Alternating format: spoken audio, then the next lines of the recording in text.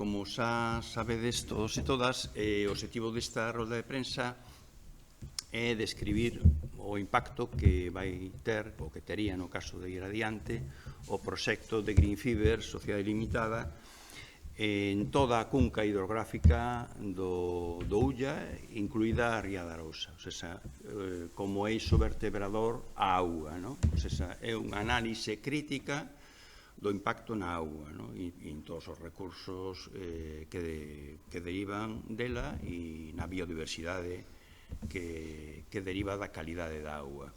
Para iso contamos coa presenza de Ana Fernández Santamariña, que é especialista no tema da auga, ou sea, por eso a traemos aquí. E vai ser a persoa que leve o peso da roda de prensa, e tanto Roselio como o presidente de Prademar como eu, pois o que faremos será alguna pequena intervención complementando o que diga Ana.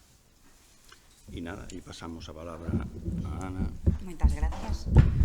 Bos días, tal e como acabamos de comentar, vimos aquí a alertar da inviabilidade do proxecto de Green Fiber na parte alta da cunca do río Ulla. O sea, ubicar unha fábrica como esta na parte alta dun río traerá consecuencias en toda a bacía. Consideramos que este proxecto afectará gravemente as augas, debido tanto, por un lado, á detracción das mesmas como a contaminación con elevadas cantidades de compostos químicos orgánicos do río Ulla.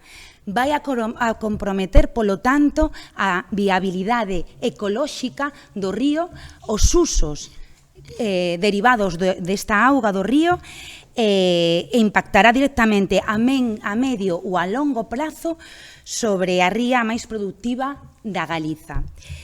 En canto á detracción de caudais, a empresa solicitou unha concesión de augas privativas para usos industriais de 46 millóns de litros de auga.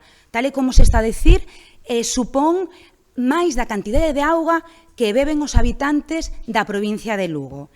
O estudo de impacto ambiental que fixo a empresa calculou que só supoñía entre un 1 e un 2% do caudal do encoro de Porto de Mouros, pero nós consideramos que non é así, é casi 9 veces máis, hasta un 9,2%, debido, pois non sabemos ben, a un estudio sesgado que fixeron por parte no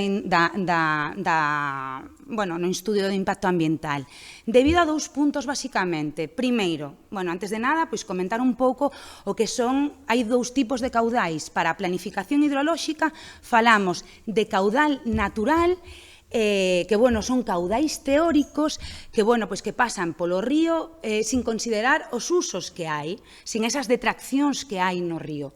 E despois están os caudais circulantes, que son os caudais reais, e xa son os que chegan ao río ou que están no encoro de Porto de Mouros, considerando xa todos eses usos. Pois Altri, o estudo de impacto ambiental de Green Fiber, o que fixo foi considerar estes caudais naturais teóricos. Por lo tanto, hai moitísima máis auga, eles consideran moitísima máis auga. Obviando as detraccións e usos existentes na actualidade. Por outro lado, considerou a diferencia entre o caudal que vai a consumir e o que vai a botar, ou seña, considerando o máximo verquido. Non é así, non se debe de facer así para calcular se hai ou non hai caudal, porque se descoñece por completo de que xeito se vai a facer esta devolución. Eles falan dun caudal dun verquido máximo, pero tamén dun verquido mínimo. Por lo tanto, non sabemos en que momento e como vai a chegar esa auga, non? Despois, tamén hai que alertar de que eles non consideraron a disminución dos caudais que vai haber no río no momento no que estamos agora de cambio climático e a un futuro. Datos que xa están contemplados no plan hidrolóxico, eses números están aí, puideron facer ese cálculo. Polo tanto, este estudio non avaliou en ningún momento o que supón este caudal para todos os usos de auga, augas abaixo. augas abaixo. Eles consideraron e fixeron un estudio para os usos existentes solo no encoro e, máis especificamente, para os usos hidroeléctricos. Ou seña, importa o aproveitamento industrial hidroeléctrico, pero non os usos da poboación local. En canto ao vertido realizado despois xa do tratamento, ou seña, vamos a falar do vertido que van a facer xa despois do tratamento. Sen atender as inconcrecións ou omisións do estudio teórico de dilución, xa sin ter en conta esas inconcrecións, que hai moitas, no estudio de dilución, é un estudio teórico, vale? E vese claramente na tabla que eles presentan no estudio de impacto ambiental, vese claramente de que están totalmente no límite da contaminación. Ou seña, hai valores, vamos a centrarnos primeiro na norma, vale? A directiva europea no ámbito das augas, a directiva marco da auga, considera que con que un único parámetro iguale ese límite ou o supere, supón que vai haber unha contaminación real nun río que ahora mismo non a hai, vale? Valores de amonio, fósforo total ou fosfatos están rozando por completo. Estamos a falar, por exemplo, do amonio, que dicen que xa unha vez diluído vai haber 0,58, cando o límite 0,6, ou os fosfatos 0,39, cando o límite está en 0,4. Polo tanto, calquera mínima alteración que haxa no eixo do río, seña, menor caudal de dilución, época de estiaxe, por exemplo, que é un río que ten moita estiaxe, o río Ulla, ou problemas augas arriba, ou vertidos que hai, porque os hai, que vertan algún parámetro máis, e xa temos contaminación real e incumprimento da norma. Polo tanto, este vertido vulneraría os obxectivos medioambientais europeos asumidos pola Xunta no Plan Hidrolóxico da Bacía de Galicia Costa, porque eles teñen que mellorar a calidade das augas que temos agora ou non empeoralas, e iso vai acontecer tanto uns como as outras. Por exemplo, no encoro de Porto de Mouros, o vertido que se vai a facer a 1,5 km do encoro de Porto de Mouros, que é un encoro que agora xa de por sí presenta un problema moi grave de eutrofización todos os veráns. Medran cianobacterias, algunhas delas producen toxinas. Total, casi todos os veráns, dende hai uns anos, non hai navegación nese encoro, prohíbase diferentes usos por culpa de esas toxinas que emiten as cianobacterias. Esta problemática se ven xa dende o 2009, do primeiro plan hidrolóxico da Bacía. Estamos xa no terceiro plan hidrolóxico e non se conseguiu revertir esta contaminación. Pero que non é só no encoro de Porto de Mouros, senón que xusto a augas abaixo hai dous máis, que son os encoros de Brandariz e de Touro, e que tamén teñen unha problemática moi grave de eutrofización e de contaminación por compostos como fósforo total que vai a estar emitindo esta industria, non? E finalmente chegamos xa ao final do río Ulla, ao estuario do río Ulla, onde se xunta a auga do río Ulla coa ría da Arousa. Está tamén contaminada e leva xa dous ciclos de planificación en mal estado por 3 dos contaminantes que vai a botar esta ría, que vai a botar esta industria. Ou seña, hai contaminación por amonios, fosfatos e nitratos. Entonces, os ecosistemas da ría da Arousa ahora mismo xa están ao límite. Aumentar a contaminación que chegue á mesma pode supor o colapso dos recursos mariños da zona.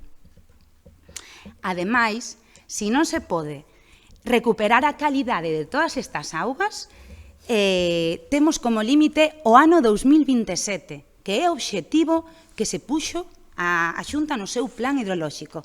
A Unión Europea pode poñernos unha multa, así de claro. Entón, xa sobre outras cousas que nos preocupan moitísimo son os outros usos que hai no río Ulla. desde augas abaixo do verquido, desde augas abaixo onde se pretende poñer esta industria. E son os abastecementos ou outros usos. Ahora mesmo xa, na actualidade, hai unha poboación de unhas 145.000 personas que se abastecen do río Ulla. Bueno, pois aínda vai haber máis. Vai haber unha maior poboación debido a estimacións do plan hidrolóxico, porque xa ten reservado, a única vacía na que se reservan uns hectómetros cúbicos para abastecemento de poboacións. Tal e como dice a normativa do plan hidrolóxico, resérvase un volumen de recursos no sistema de explotación para abastecemento Río Ulla e Ría de Arousa, entre paréntesis abastecementos da marxe dereita, porque vai haber un futuro incremento da demanda. No plan especial de seca da demarcación hidrográfica, afírmase que hai un 35% de concellos con problema de abastecemento no momento en que haxa seca. Ahora mismo xa hai problemas todos os veráns na comarca, en moitos concellos da comarca da Ulloa. Polo tanto, van a ter moitos destes concellos abastécense agora de afluentes do río Ulla e van a ter que abastecerse do que é o río Ulla. Hai concellos como a Estrada que agora mesmo sigue a abastecerse do río Ulla, pero ten que incrementar ese consumo. Está tamén Vila de Cruces, Arzúa, Agolada, non satisfezan a demanda de abastecemento, xa non falamos de outros usos como os agrícolas ou os gandeiros, con estearios desalentadores para un cambio climático que está aí. Son exemplos de concellos que van a precisar dunha auga de calidade e de cantidade.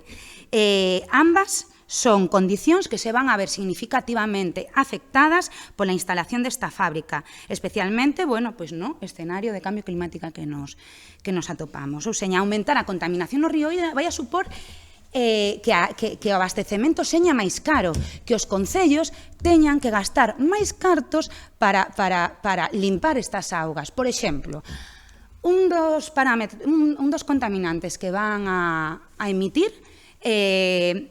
son os sulfatos. Falan de 2.000 miligramos litro, pero desto descoñecemos como vai a ser a súa dilución porque non o estudiaron. Entón, para abastecemento, hai que diminuir esa concentración a 250 miligramos litro.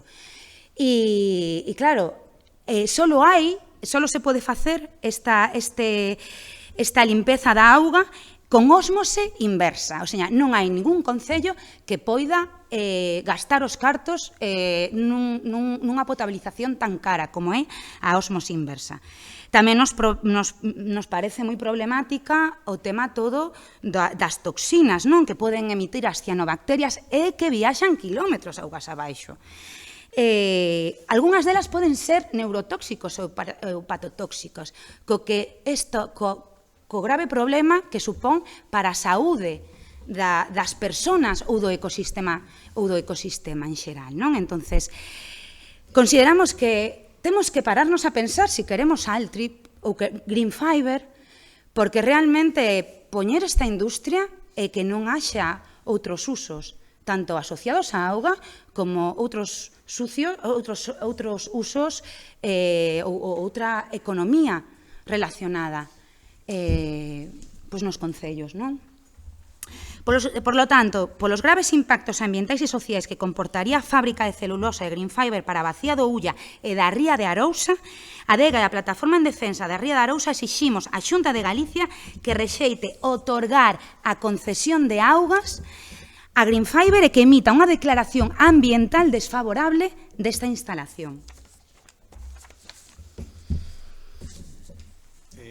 Tens unha pregunta?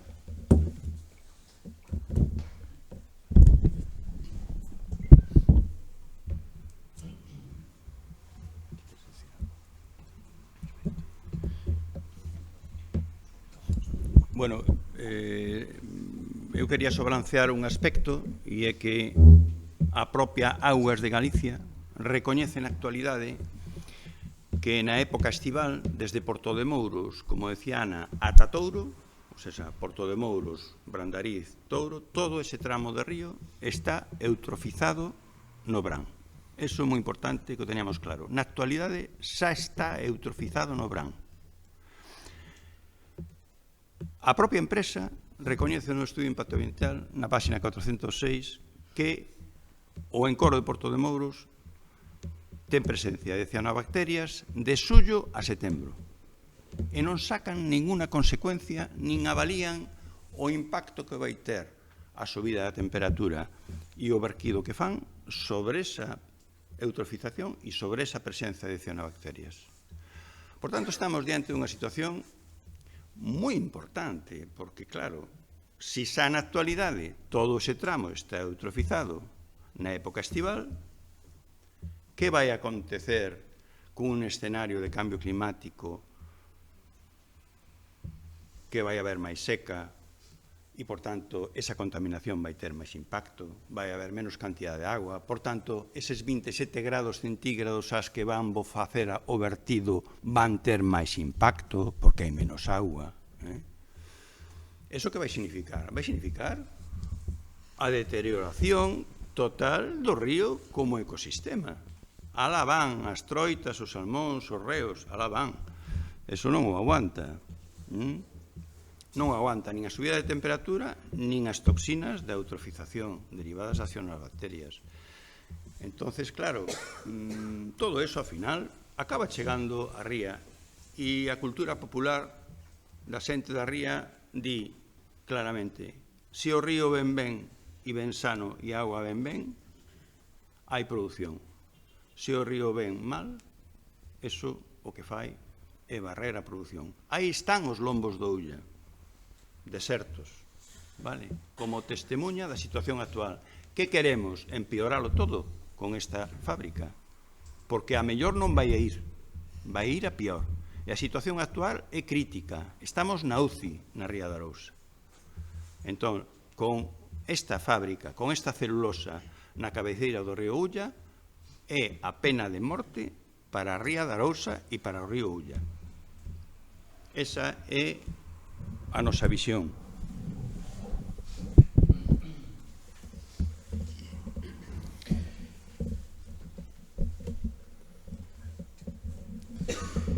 Bueno, simplemente añadir o que xa comentaron as dúas persoas que me acompañan na mesa, de que desde a Ría de Muros e Noia e tamén desde a Cofradía de Noia, porque así me conta, falando habitualmente co seu patrón maior, con Santiago Cruz, e tamén me consta que no resto das cofradías se fan esforzos por defender as rías, decir que estamos totalmente do lado da plataforma que se creou, donde se quere instalar a macrocelulosa de Altri. Estamos totalmente do lado da plataforma que non quere esa celulosa aí. Estamos completamente do lado dos nosos compañeiros da Ría de Arousa, do sector mexilloeiro, dos mariscadores, das mariscadoras e da xente que traballa no mar tamén. E estamos dese lado porque ao final o que se faja aquí tamén vai a crear un precedente no que ten que ver co resto das rías e ca maneira en que tratamos as nosas rías, os nosos recursos pesqueiros, o aire, a agua, que é importantísima, como moi ben se explicou aquí, non solamente para o mar, sino tamén para outros usos.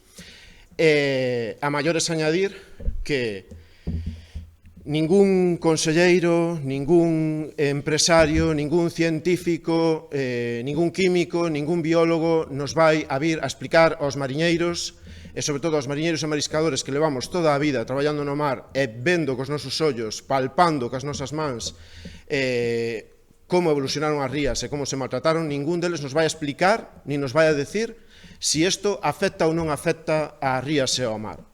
Sabemos que claro que afecta. Sabemos tamén que son moitos os cartos que están en riba da mesa, dos cartos falan moito. Sabemos que eses cartos non solamente valen para instalar unha macrocelulosa, valen tamén, por suposto, para comprar voluntades e para comprar testimonios, pero nós non somos estómagos agradecidos, nós somos, sobre todo, traballadores do mar e xente que ten postos representativos de compañeiros nas súas rías, como patróns maiores ou como presidentes de agrupacións ou presidentas de agrupacións de mariscadores, que o que nos importa é a nosa terra, o noso traballo, e que ao final son recursos que non pertencen solamente aos mariñeiros, sino que pertencen a todo Galicia, e é unha pena que unha terra tan productiva, tan rica, a maltratemos deste xeito. E que, se tanto se quere loitar contra o cambio climático, porque é bastante ridículo que os mismos que negan o cambio climático e os mismos que se opoñen á Axenda 2030, cando lle resulta útil para excusar a súa responsabilidade, pois achacan todos os males das rías e do sector do mar e da baixa de productividade ao cambio climático. Por suposto que existe un cambio climático e desde lo contaminar, dañar a productividade dunha ría cunha macroempresa como a de Altri, non creo que axude moito aos berberechos, ás ameixas, aos mariscadores, nin ao sector da hostelería, nin a todo o que ten que ver con este sector tan importante, tan querido como é na nosa terra, do mar, que vai máis alá, como digo, de mariñeiros e mariscadores, porque tamén implica as nosas empresas conserveiras, a xente da hostelería, a xente da exportación de produtos pesqueiros e marisqueiros, e ao final, os que vivimos aquí, porque non se trata só de berberechos e ameixas, trátase tamén do noso aire, da nosa auga, do noso benestar. Moitas grazas.